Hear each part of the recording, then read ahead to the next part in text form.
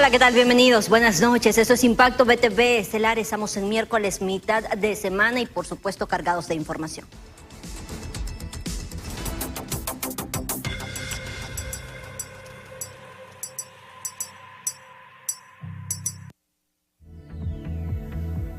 Así damos inicio a las noticias. El Consejo Nacional Electoral ha adjudicado a la empresa Smartmatic la implementación del sistema biométrico que será utilizado en las elecciones generales del próximo 30 de noviembre. Una decisión que por supuesto ha generado polémica entre diversos sectores. Veamos.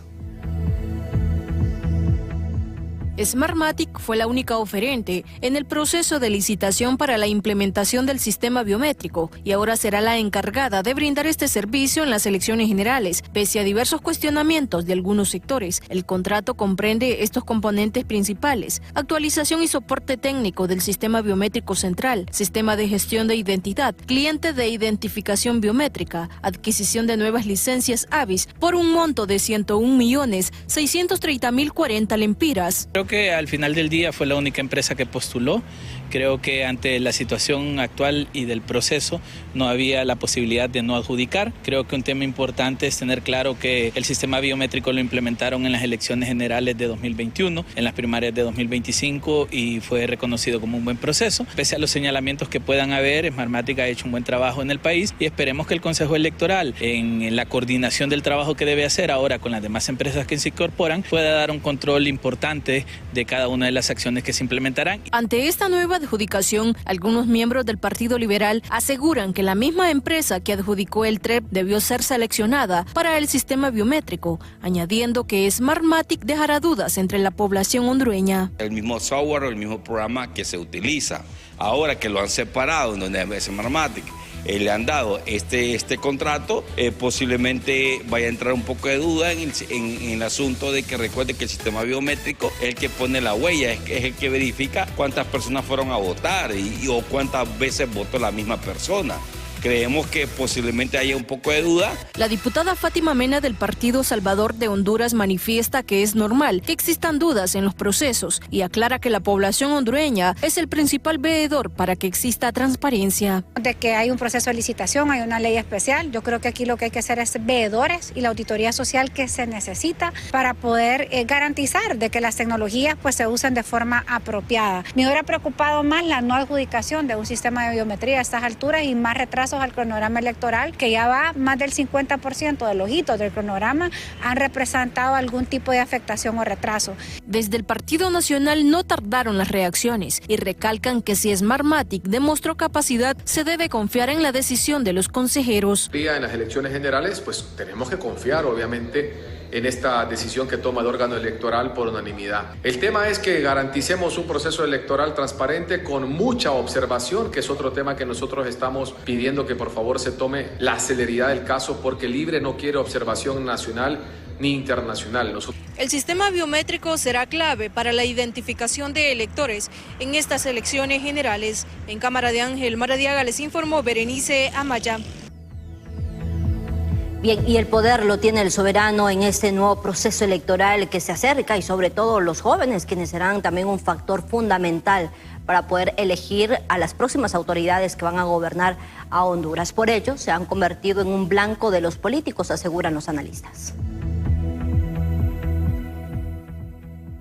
El involucramiento y las tomas de decisiones de los jóvenes durante el proceso electoral sin duda se convertirán en un arma de doble filo para los candidatos, ya que al ser más exigentes al momento de percibir las propuestas, no le garantizan a ninguno que podrán contar con sus votos.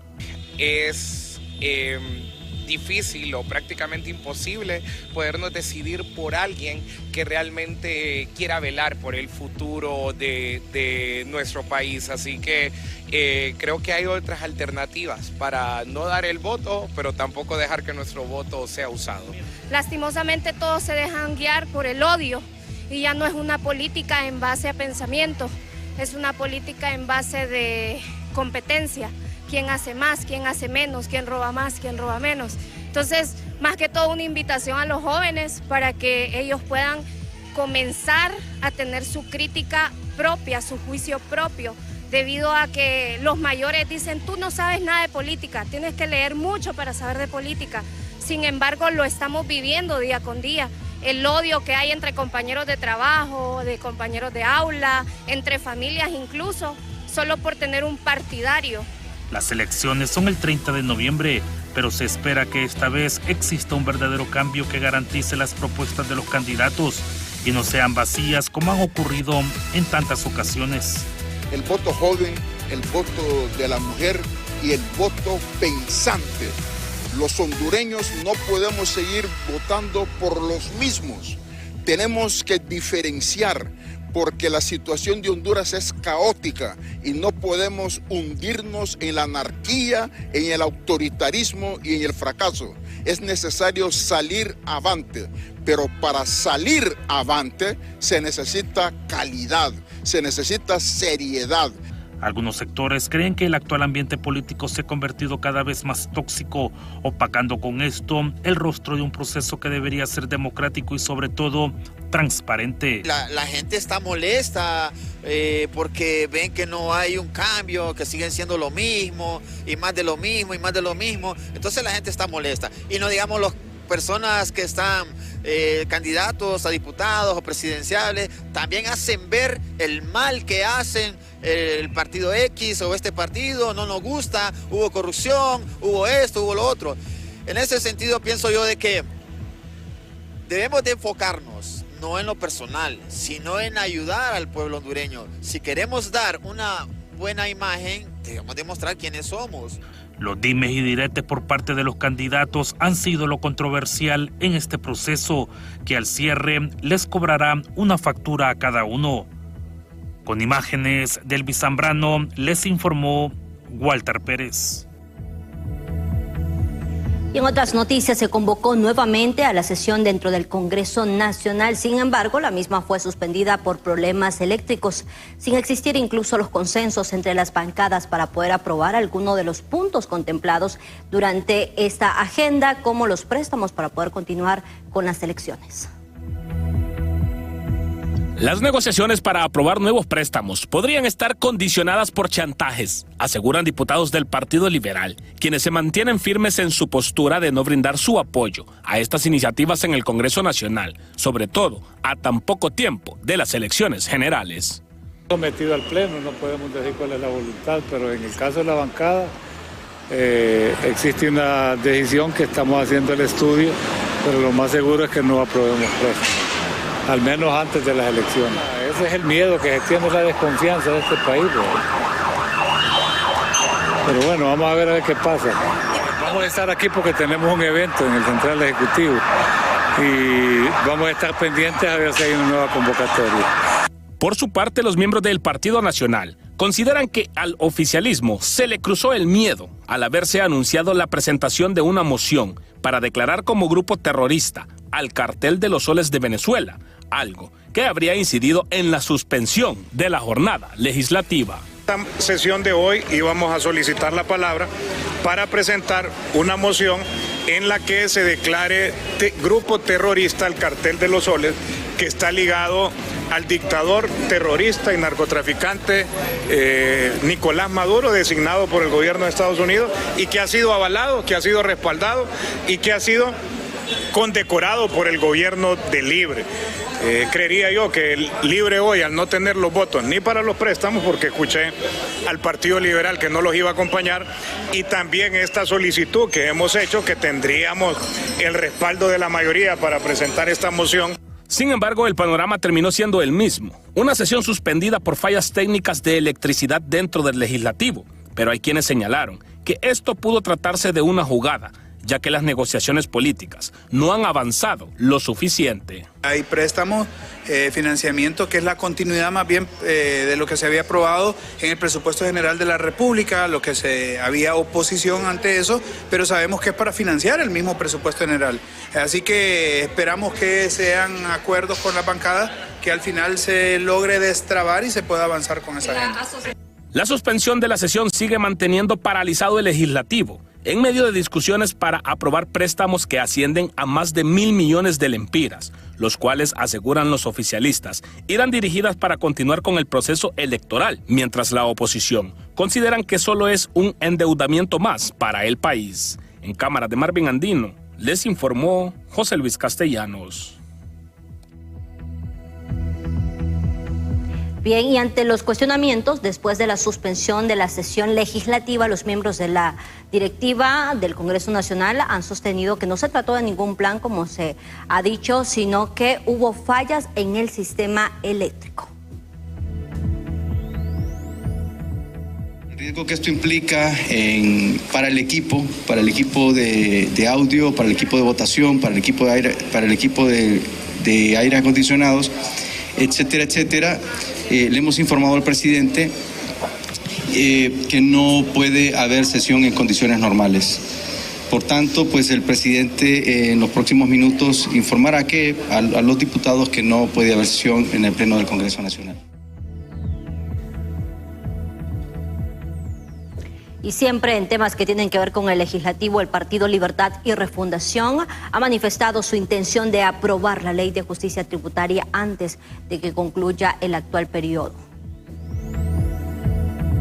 Renunciamos a la búsqueda de los votos para su aprobación y en los meses que quedan de esta legislatura, cuarta y última legislatura de este periodo de gobierno, vamos a seguir haciendo los esfuerzos necesarios para su aprobación. Creo que las explicaciones que se han dado el día de hoy con relación a temas fundamentales que están contenidos en la Ley de Justicia Tributaria, como es el secreto bancario, como es la adhesión a MAC, como son las acciones al portador, todos estos elementos harán conciencia en los partidos de oposición. En otro orden de noticias, hoy se cumple un año desde la filtración del polémico narcovideo en el que aparece el exdiputado Carlos Zelaya presuntamente negociando con fondos que podrían estar relacionadas a las campañas políticas y manchadas por el narcotráfico, esto en el 2013. Sin embargo, este impacto que se ha generado a través de redes sociales, medios de comunicación y por supuesto la clase política todavía no ha tenido ninguna respuesta porque no se han seguido las investigaciones correspondientes.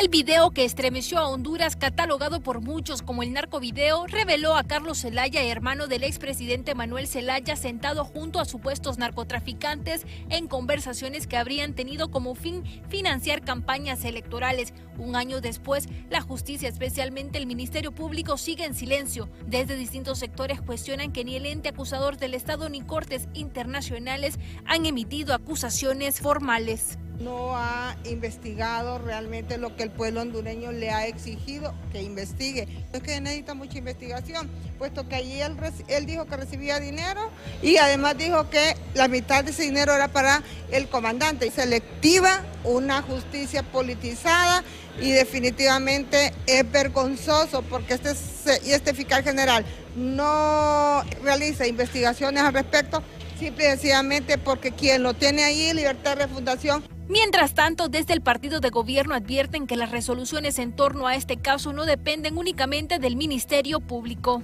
De eso a la fecha no existe ningún tipo de acusación, ni en las Cortes de Estados Unidos, ni en las Cortes Nacionales, ni en ninguna otra Corte Internacional. Yo creo que esa es la realidad y él ha sido muy claro en su punto, o sea, él se puso a la disposición de cualquier investigación. Pese a que Carlos Zelaya haya renunciado a su curul y alejado del Partido Libre, su figura sigue pesando tras bambalinas, afirman sectores. Que hay una investigación que está en curso, que está en proceso y que no precisamente depende del Ministerio Público. Yo creo que aquí hay otros actores internacionales involucrados y por eso es que no tenemos información. Entonces hoy lo que podemos esperar es que una vez terminado este gobierno, toda la investigación y todo el proceso continuará después de que ya esta familia relacionada con este tipo de actos haya dejado el poder. El país sigue a la espera. ¿Será este otro caso que quede en la impunidad o llegará el día en que se sepa toda la verdad de este y de los otros narcovideos? Con imágenes de Luis Sosa les informó Gabriela Plata. Hacemos la primera pausa comercial, pero al volver le comentamos que World Vision ha revelado que el 25% de los estudiantes consumen algún tipo de droga en el país. Los detalles al volver. Retomamos las noticias y decenas de enfermeras afiliadas a la ANEA en San Pedro Sula han salido también a las calles a manifestar su descontento ante la postura y las declaraciones de la ministra de la Secretaría de Salud, afirmando que no descansarán en su lucha por mejores salarios y condiciones laborales. La ministra de Salud nos está irrespetando con la devaluación que le está haciendo a la enfermera. En una pantalla puso que la enfermera ganaba 17.000 empiras y 23.000 empiras, que le daba uniforme, que le daba 500 lempiras de zapato, que le daba bonificaciones por esto, por lo otro. Déjeme decir, señora ministra, que todo esto he ganado en las calles antes de que usted se sentara en esa silla. Son conquistas de sol, agua y de pelo. Porque cuando usted sale a sus misiones, también compra su plato de comida con lo del ministerio. Ahora, dale vuelta la tortilla, señora ministra. A ver, ¿a quién se le infla más la tortilla? ¿Si a la enfermera o a las autoridades del Ministerio de Salud? ¿Cuánto gana usted en su sueldo? ¿Cuánto gana en viáticos? ¿Cuánto es su combustible? Es una indignación que hay hoy en las calles a nivel nacional. Bien, y las enfermeras han dicho también que se van a mantener en pie de lucha y amenazan con paralizar todo el sector salud a nivel nacional si no existe una respuesta a sus exigencias por parte de las autoridades. También denunciaron maltrato, deudas pendientes y sobrecarga laboral por parte de la CESAL. A la vez piden la destitución de la ministra Carla Paredes. Hoy se ha determinado con el Pleno Nacional de Presidentes dos cosas. Número uno es aumentar las medidas de presión 24/7 y pedir la destitución de la titular de la Secretaría de Salud, producto de esta serie de violencia que se ha generado sin precedentes en la historia de este país en contra del noble personal de enfermería, y le estamos pidiendo a la Presidenta de la República que intervenga y nombre una comisión de alto nivel para que podamos nosotros ya pues, de una vez por todas terminar con esta situación. Si no, esto se va a seguir complicando y al final es el pueblo hondureño el que va a sufrir. No se descarta, si no hay una respuesta, que se paralicen todos los servicios en los hospitales del país. Por supuesto, eso es lo que vamos a analizar con el Pleno Nacional de Presidentes.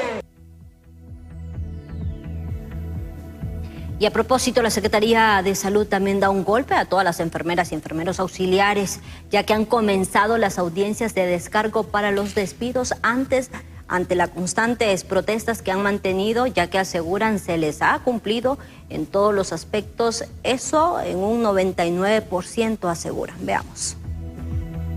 Bueno, sí, en este momento están revisando, ¿verdad?, qué personal está en su puesto que debería de estar conforme a los roles, qué personal no está, para cuantificar, ¿verdad?, cuáles serían esas sanciones que se van a empezar a aplicar y, lógicamente, las audiencias de descargo deben estar ya en sus puestos de trabajo. Es más, desde el primer día ese fue el llamado que se hizo, tenían que estar ya en sus puestos de trabajo y no estar en asambleas porque no estaba justificado. Una situación, ¿verdad?, que es atípica o adicional, que hay que revisarla, pero en general, el 99.9% de los compromisos que se tenía en cuanto a salarios, en cuanto a zonaje, en cuanto a salario variable, ese se ha cumplido. Y cambiamos completamente de tema. La periodista Cristina Escobar nos dice desde San Pedro Sula que se encuentran en peligro el transporte, esto por la publicidad, toda la propaganda política. ¿Hay incomodidad? ¿Esto debido a qué, Cristina? Con usted toda la información. Buenas noches.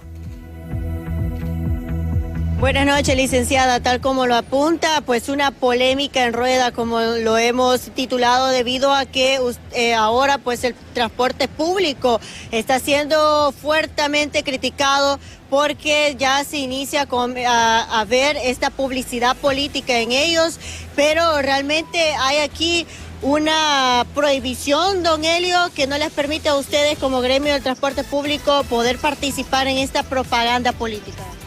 Muy buenas noches, gracias por la oportunidad de la entrevista. Bueno, mire, Para mí es nuevo eso, que a estas alturas alguien venga a decir, alguna autoridad de donde venga a decir que no podemos nosotros en el transporte, que un candidato, ya sea diputado o a una alcaldía, nos busque para que nosotros le ayudemos portando sus banners publicitarios en las unidades tanto de los buses como en los taxis. Eso es ilógico. Siempre, oiga bien lo que le voy a decir, siempre, porque yo conozco desde cuando pasamos del poder militar al poder civil en los años 80, a mí que nadie me venga con historias. Nunca ha habido una prohibición en el transporte público para que el transporte sea utilizado, claro, por una paga, porque no lo hacemos de gratis, eso lo tengo que decir, no lo hacemos de gratis.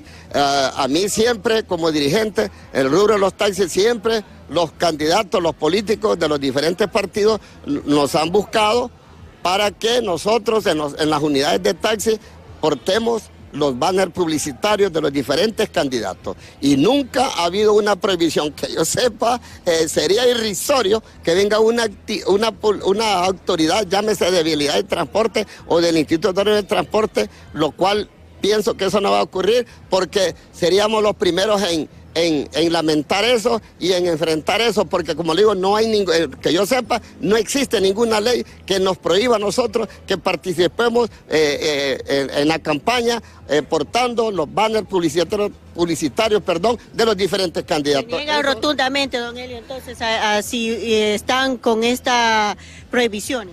Si lo hiciesen, van a incurrir en abuso de autoridad, porque cuando una autoridad, llámese sea civil o militar, comete un exabrupto de esa clase sin estar sustentado en base a una ley, va a cometer abuso de autoridad, y nosotros como dirigentes vamos a estar prestos a eso, a ponerle atención a eso, para que ningún compañero vaya a ser sancionado por portar una publicidad de cualquier candidato que sea, de cualquier político. Listo, bueno, ya escucharon a don Helio Muñoz, quien es dirigente de transporte público, sobre estas críticas que están comenzando a recibir todo el gremio debido a que pues ellos participan en lo que tiene que ver con la propaganda política. Si no hay pregunta, licenciada, retornamos a estudios principales. Buenas noches.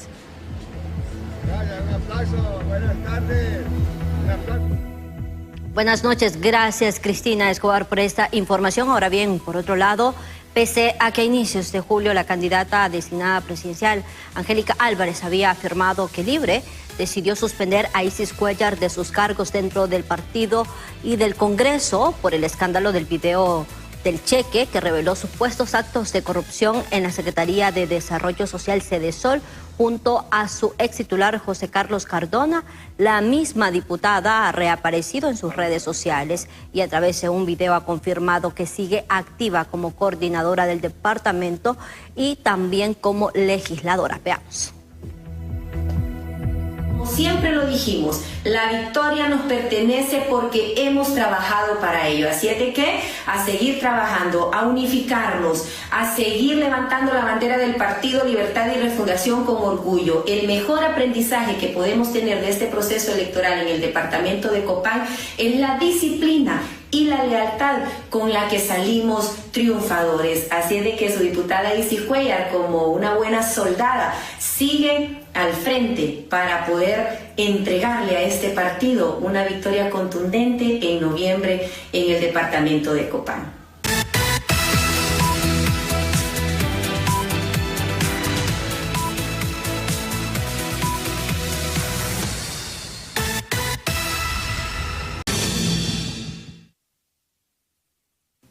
Y así retomamos las noticias. Ve usted lo que han reportado hace algunos minutos, donde se está incendiando, como se ve en este video, un predio de medicina forense. Es ubicado en la colonia Quesada, aquí en Tegucigalpa.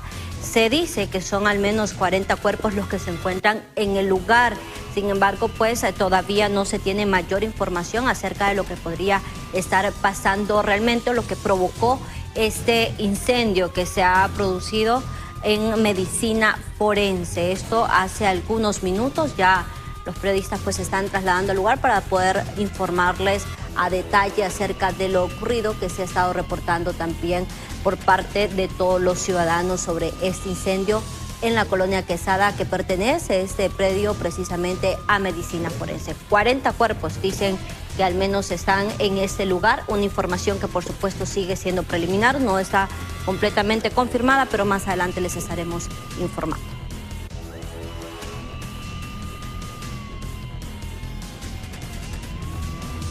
Mientras, por otro lado, el sistema educativo del país se encuentra en una situación bastante preocupante ante el elevado consumo de drogas por parte del 25% de los estudiantes.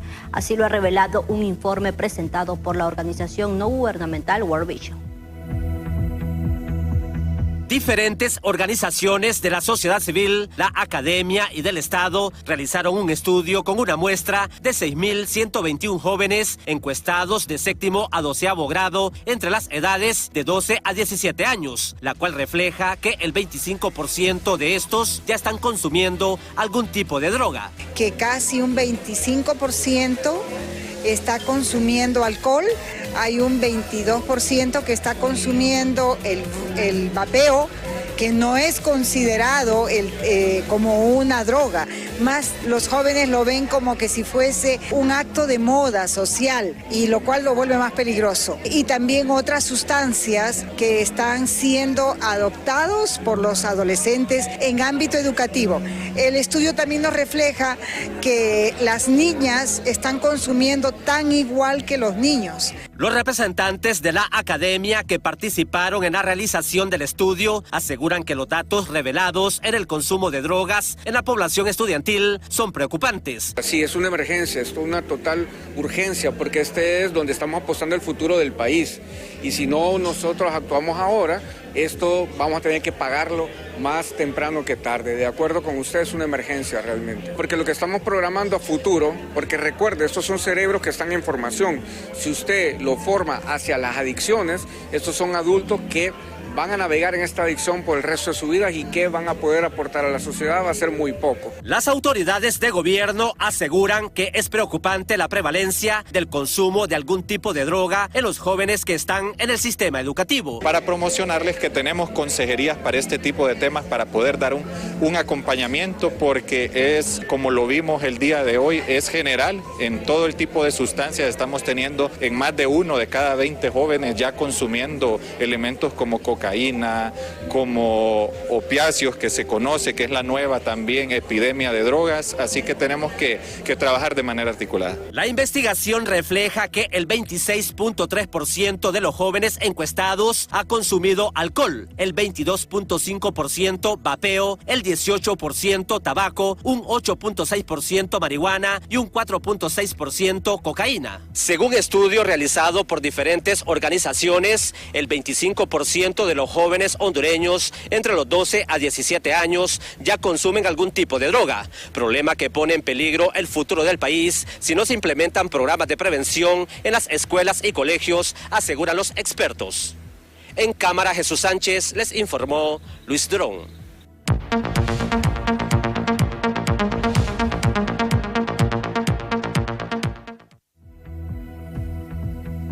En otras informaciones, la economía nacional está en alerta. Las micro, pequeñas y medianas empresas están enfrentando una amenaza que podría ponerlas al borde del colapso.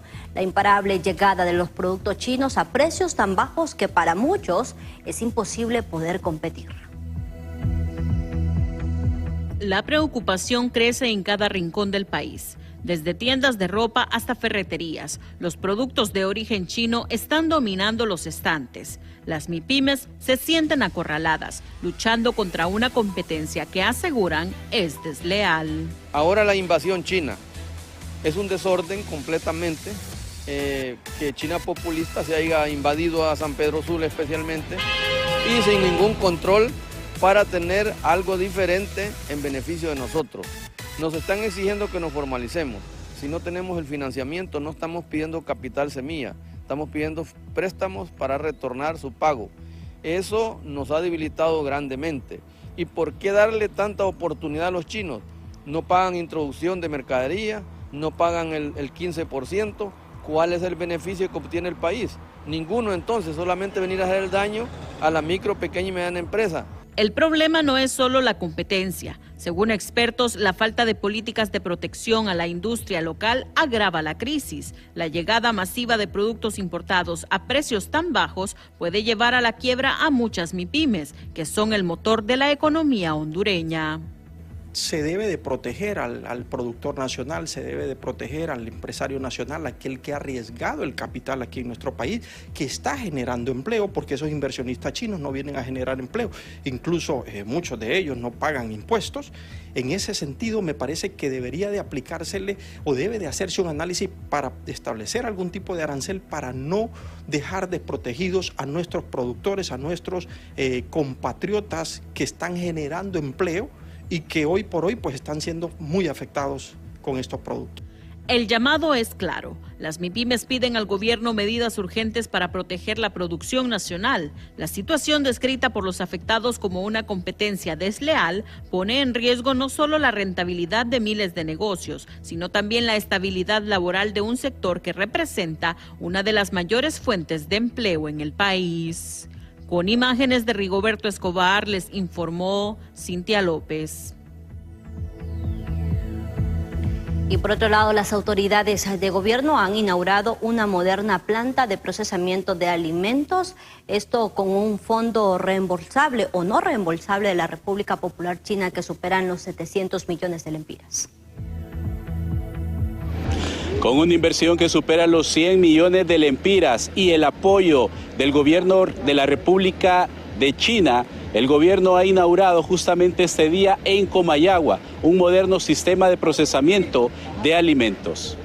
Este es un proyecto posible gracias a la cooperación no reembolsable de la República Popular de China.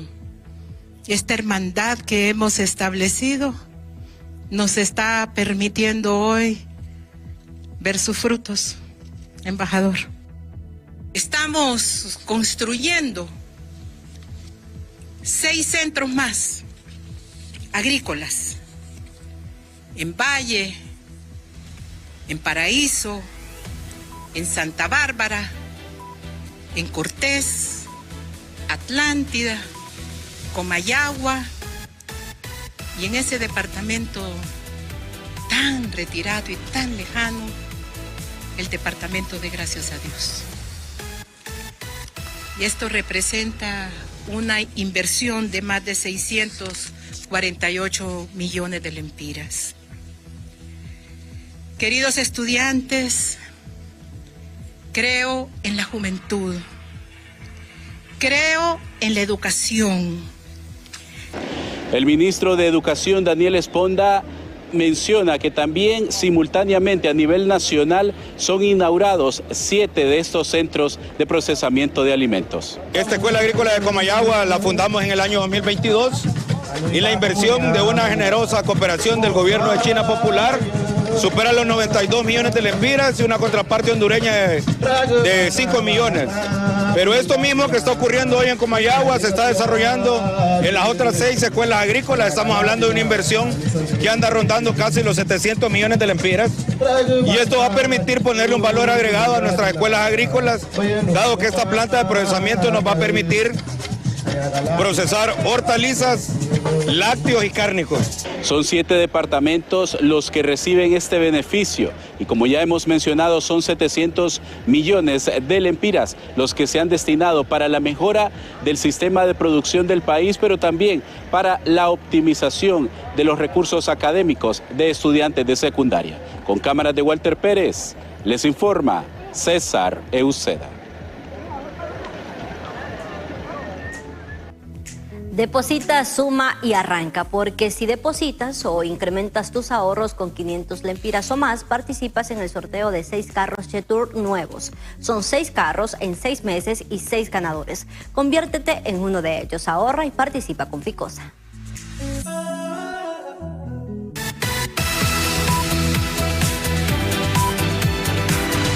Bien, el Consejo Hondureño de la Empresa Privada ya ha informado acerca de los días de asueto que se estarán aplicando, esto por el motivo de la independencia de Honduras y también la Semana Morazánica.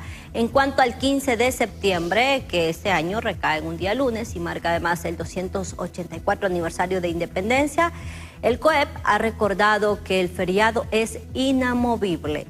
Respecto al feriado morazánico, se ha dicho también que el organismo se mantiene conforme al decreto legislativo 78-2015 que establece su celebración en la primera semana de octubre de esta semana. El asueto iniciará el miércoles 1 de octubre a partir del mediodía y se extenderá hasta el 4 que cae sábado. El COEP también aclaró que pese a todos los asuetos, la banca electrónica y la red de cajeros automáticos estarán en funcionamiento durante estos días. Así que usted tome nota, no se mueve el feriado del 15 y por supuesto también va a ser la Semana Morazánica los primeros días del mes de octubre.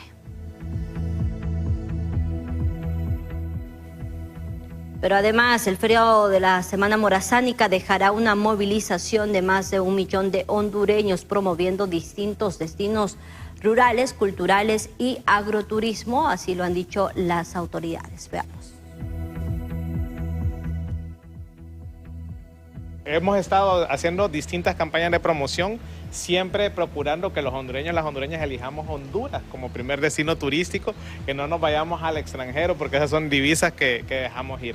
Recordemos que este es un feriado de invierno, nuestras campañas las van a ver muy orientadas a promover sobre todo áreas rurales, producto turismo cultural, no tanto sol y playa porque nuevamente es más bien ¿no? un feriado de invierno para disfrutar de otro tipo de aspectos, no solo de sol y playa. El tema del turismo interno siempre se mantiene la tendencia, ¿no? Estamos hablando de 1 millón de movilizaciones para este año, es una tendencia que se mantiene en esa línea. El mercado nacional hemos encontrado nosotros, a veces gasta más que el mercado centroamericano, eso es muy interesante, porque pues quien tiene la oportunidad de viajar lo hace, ¿no? Porque tiene un ingreso medio alto y deja un impacto económico importante en las comunidades.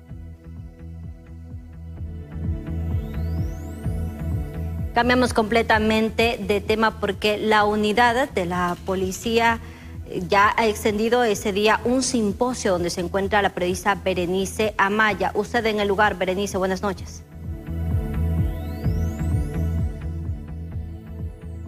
Muchas gracias, licenciada Janet Flores. En efecto, tal y como usted lo manifiesta, me encuentro ubicada desde la Policía Nacional porque en estos momentos se está desarrollando un simposio de la maestría en política criminal, la única en Centroamérica, donde también se están abordando otros temas importantes. Pero me acompaña Noé Vanegas, quien es abogado y estudiante de esta importante maestría, para que él nos dé más detalles de esto.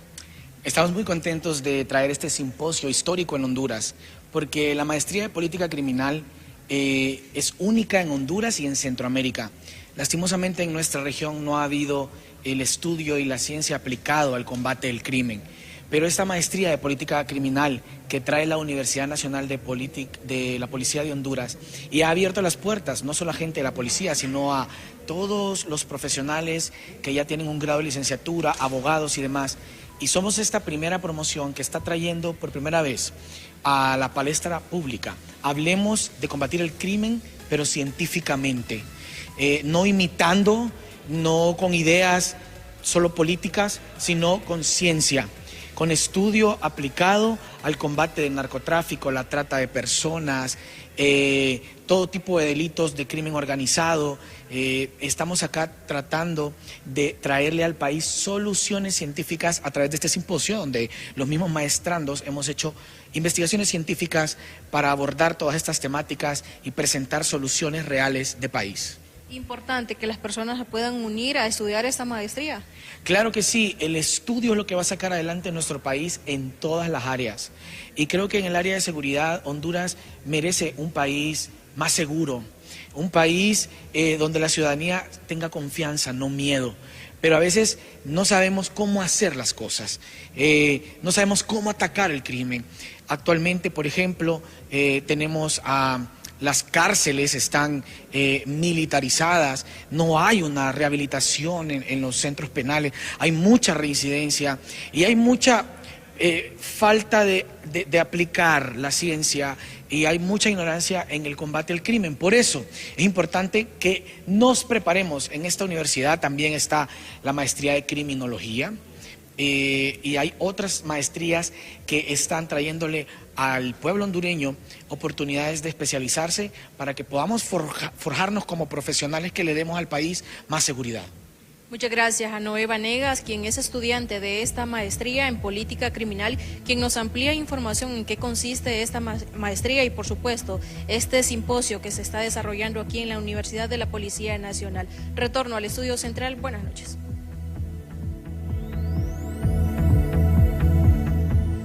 Gracias, Berenice, por esta información desde la Universidad Nacional de la Policía. Ahora bien, vamos a mostrarles a ustedes también un resumen de los hechos que han sucedido en el país, tanto en el ámbito policial como de sucesos.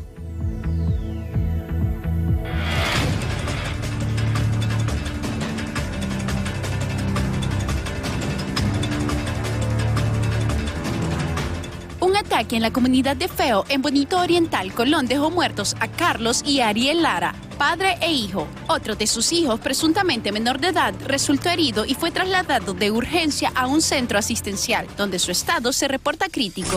Un incendio en una vivienda dejó como resultado a 2 personas fallecidas en la aldea de Tulián, Campo, en Omoa, Puerto Cortés, zona norte del país. El cuerpo de bomberos informó que las víctimas son María Dolores Hernández, de 57 años, y Junior Alexander Alas, de 36 años. Cámaras de seguridad de una vivienda captaron a un hombre cuando despojó a una mujer de sus pertenencias en el barrio Suyapita de Ciguatepeque. Se puede observar en las imágenes que ella baja de un vehículo 4x4 del lado del copiloto para posteriormente ir a la parte de atrás, seguramente a sacar sus pertenencias. En ese momento, cuando el ladrón se baja de una motocicleta previamente estacionada detrás del vehículo y enseguida saca un arma y amenazando y apuntando a la señora de forma sutil, escondiéndose de los vehículos que pasan alrededor.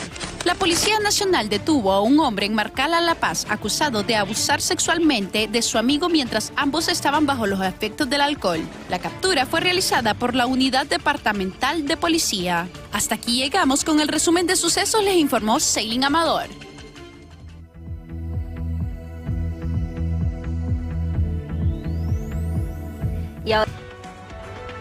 Y así llegamos al final de Impacto BTV Estelar. Gracias por habernos acompañado. Los esperamos el día de mañana. Usted recuerde siempre sintonizar Impacto BTV matutino a las 6 a.m.